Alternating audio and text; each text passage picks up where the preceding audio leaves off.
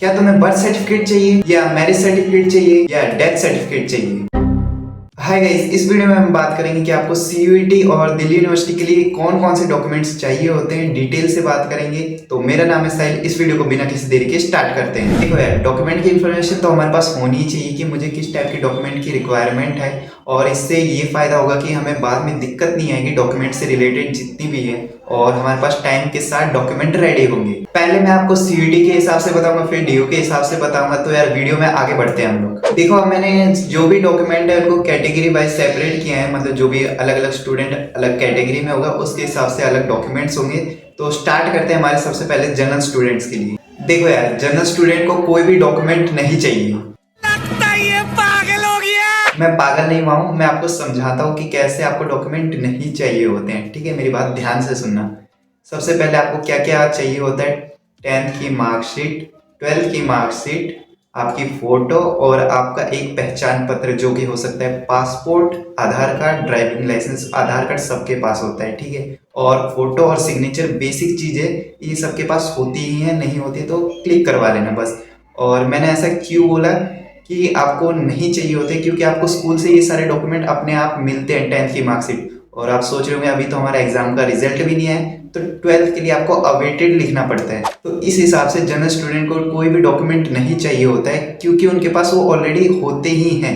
आपके पास आपकी मार्कशीट होंगी और आधार कार्ड सबके पास होता है। और भाई फोटो तो आपको पता ही कि कोई भी फॉर्म के लिए फोटो और सिग्नेचर इंपॉर्टेंट होते हैं। अब शायद आपको समझ में आएगा कि मैंने क्यों ऐसा बोला कि आपको डॉक्यूमेंट्स नहीं चाहिए, क्योंकि आपके पास वो पहले से ही होते हैं यार। सही खेल गया बेंच। देखो, अब मैंने जो भी डॉक्यूमेंट्स अभी आपको पहले बताए वो सारे डॉक्यूमेंट्स आपको चाहिए होते हैं, चाहे वो किसी भी कैटेगरी का स्टूडेंट हो। मतलब उसके पास ओबीसी, एससी, एसटी कुछ भी कैटेगरी हो, उसको ये डॉक्यूमेंट्स तो सबके पास ही होने चाहिए। अब बात करते हैं एससी एसटी के डॉक्यूमेंट्स की। इसमें डेट का तो कोई इशू होता नहीं, और ना ही कोई सेंटर और स्टेट लेवल का डिफरेंस होता है।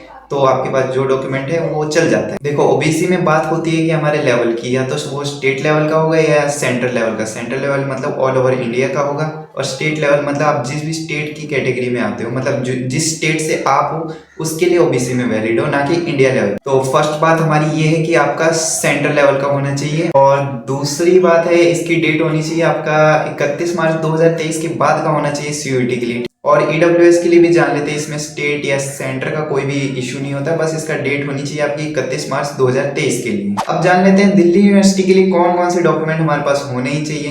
तो यार स्टार्ट करते हैं हमारे जनरल स्टूडेंट से। तो मैंने स्टार्टिंग में बताया वही डॉक्यूमेंट्स आपको चाहिए, कोई स्पेशल डॉक्यूमेंट नहीं चाहिए। और जनरल कैटेगरी का कोई डॉक्यूमेंट नहीं बनता कि मैं जनरल कैटेगरी में हूँ, ठीक है। अब देखो, एससी एसटी के लिए इसमें भी कोई डेट इशू नहीं होती, जो आपके पास है वो वैलिड है, और सेंटर या स्टेट का कोई भी इसमें लेवल नहीं होता, तो आपके पास एससी एसटी का डॉक्यूमेंट भी चल जाता है। देखो, अब आपको दिल्ली यूनिवर्सिटी के हिसाब से ओबीसी स्टूडेंट के लिए डॉक्यूमेंट की डेट क्या होनी चाहिए, तो आपकी डेट होनी चाहिए 31 मार्च 2024। देखो यार, ओबीसी में भी हमारी कैटेगरी होती है क्रीमी लेयर और नॉन क्रीमी लेयर। बेनिफिट हमारा नॉन क्रीमी लेयर में होता है, मतलब ओबीसी एनसीएल। इसका मतलब क्या होता है कि आपकी फैमिली इनकम 8 लाख से कम है, तब आपका ये सर्टिफिकेट बनता है। इससे ये पता चलता है कि हमारी फैमिली इनकम क्या थी पहले और अब क्या है। और जरूरी है कि अगर हमारी पहले फैमिली इनकम कम थी तो अभी भी कम रहे, क्या पता बढ़ गई हो। तो ये तो पर्सन टू पर्सन और स्टूडेंट टू स्टूडेंट डिफरेंट हो सकता है।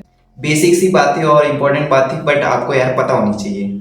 फर्स्ट कंडीशन पता चल गई हमें कि ओबीसी के लिए हमारा 31 मार्च 2024 के बाद का बना होना चाहिए। अब दूसरी बात जान लेते हैं। दूसरी बात ये है कि जो भी हमारा ओबीसी का सर्टिफिकेट है वो सेंट्रल लेवल पे बनना चाहिए। मतलब सेंट्रल लेवल मतलब जो कि ऑल ओवर इंडिया में वैलिड होता है, और स्टेट लेवल मतलब वो सिर्फ आपके स्टेट के लिए वैलिड रहेगा, जिस भी स्टेट से आप बिलोंग करते हो। जब भी आप अपना ओबीसी वाला सर्टिफिकेट बनवाओगे तो आपको ये ध्यान रखना है कि ये सेंट्रल लेवल का भी होना चाहिए। अब बात करते हैं ईडब्ल्यूएस के लिए। तो ईडब्ल्यूएस के लिए अगेन कोई सेंट्रल या स्टेट का डिफरेंस नहीं होता है, इसमें डेट होनी चाहिए बस आपका कि मतलब 31 मार्च 2024 के बाद का बना होना चाहिए। देखो यार, अब हमने मोस्टली तो स्टूडेंट के लिए जान लिया, बट कुछ और स्टूडेंट भी होते हैं, उनकी कैटेगरी के हिसाब से भी जान लेते हैं। अगर आप सीडब्ल्यू कैटेगरी में आते हैं, मतलब वार्ड कोटा होता है आपके पास, यानी आपके पेरेंट्स आर्म्ड फोर्सेज में हैं, तो आपके पास सर्टिफिकेट आपको बनवाना होता है। और अगर आप पीडब्ल्यूबीडी यानी फिजिकली डिसेबल स्टूडेंट हैं, तो आपको भी इंपॉर्टेंट डॉक्यूमेंट ऑथराइज जगह से बनवाना होता है। देखो, एक और एक्स्ट्रा चीज बताता हूँ आपको, ठीक है। अगर आप कोई भी स्पोर्ट्स में हो या एक्स्ट्रा करिकुलर एक्टिविटी में हो, तो आपको करना क्या है, अगर आप कोई भी स्पोर्ट्स खेलते हो या किसी भी एक्टिविटी में पार्ट लेते हो, तो भाई जहाँ भी आप परफॉर्म करते हो वहाँ से सर्टिफिकेट लेना, क्योंकि बाद में आपको दिल्ली यूनिवर्सिटी में स्पोर्ट्स कोटा भी मिलता है, तो आप वहाँ से भी अपना फ़ायदा उठा सकते हो बेसिकली। तो आपको बस ये ध्यान रखना है कि आपको अपना सर्टिफिकेट लेना है यार, सर्टिफिकेट बहुत इंपॉर्टेंट हो जाते हैं अगर आप स्पोर्ट्स कोटा का बेनिफिट उठाना चाहते हैं। तो देखो यार, ये बहुत इंपॉर्टेंट हो जाता है कि हमें पता होना चाहिए कि हमें कौन से डॉक्यूमेंट चाहिए, और यार अपने दोस्त के साथ भी शेयर करना है अगर उसको नहीं पता है कि उसे किस टाइप के डॉक्यूमेंट्स चाहिए। देखो यार, अगर आपको कोई भी डाउट रह जाता है तो आप कमेंट बॉक्स में पूछ सकते हो यार, पूछ लिया करो। और मिलते हैं आपसे अगली वीडियो में, तब तक के लिए good bye and take care.